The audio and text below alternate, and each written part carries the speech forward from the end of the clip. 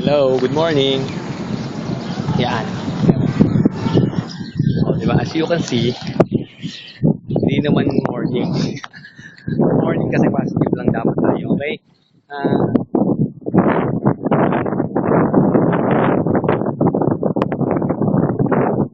ay, ba? Welcome. Online marketer, saka network marketer. Welcome sa online network marketing for Pinoy. Ngayon, ako nga pala yung owner ng website na www.kbcard.com. Okay?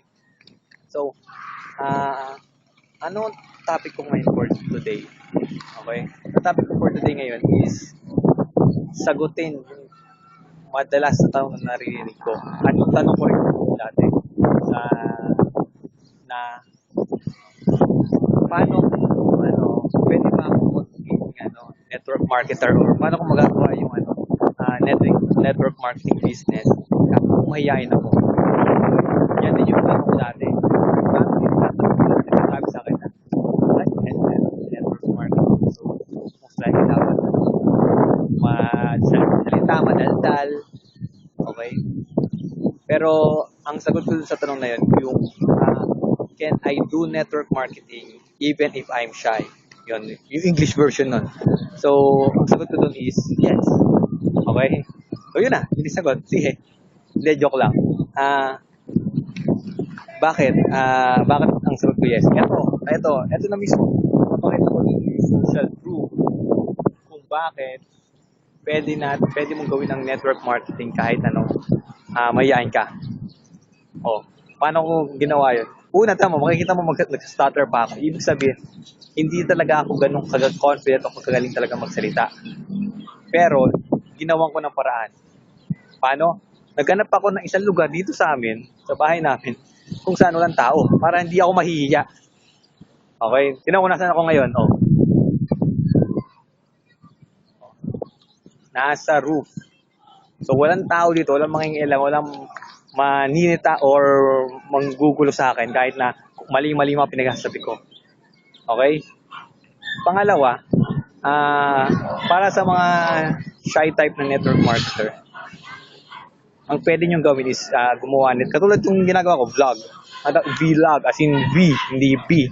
Vlog, video vlogging. Yun. Kasi, wala kang taong kausap. Katulad ngayon, napapanood nyo to, pero habang nire-record ko to, wala akong kausap na dito tao. O pwede pa parang baliw lang. Mga network marketing, mga baliw talaga eh. Number 3, kung paano mapapatunayan is pwede kang katulad ito, itong binabasa ko, pwede kang gumamit ng kode ko. Okay? Ang sulat dito, pero ang tip ko, wag mong susulat ko ano yung mismong wag mong isusulat ko ano yung mismong script mo.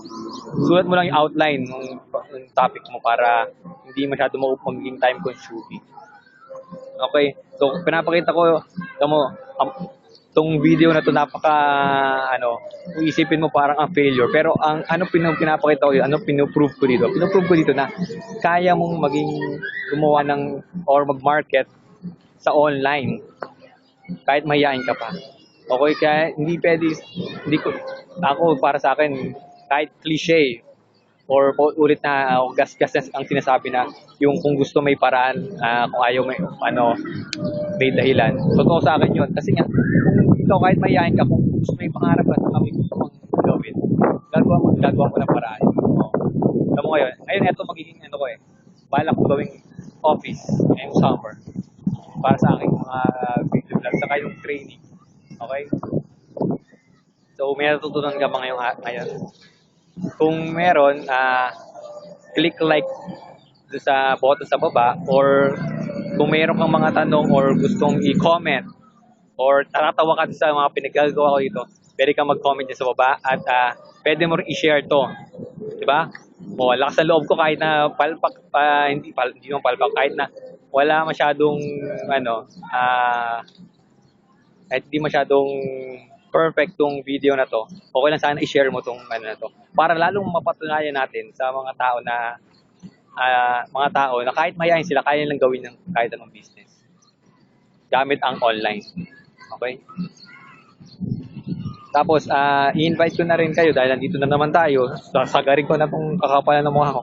Sa next week, magkakaroon ako ng bagong training series na tungkol sa kung paano i-convert yung offline network marketing mo into online.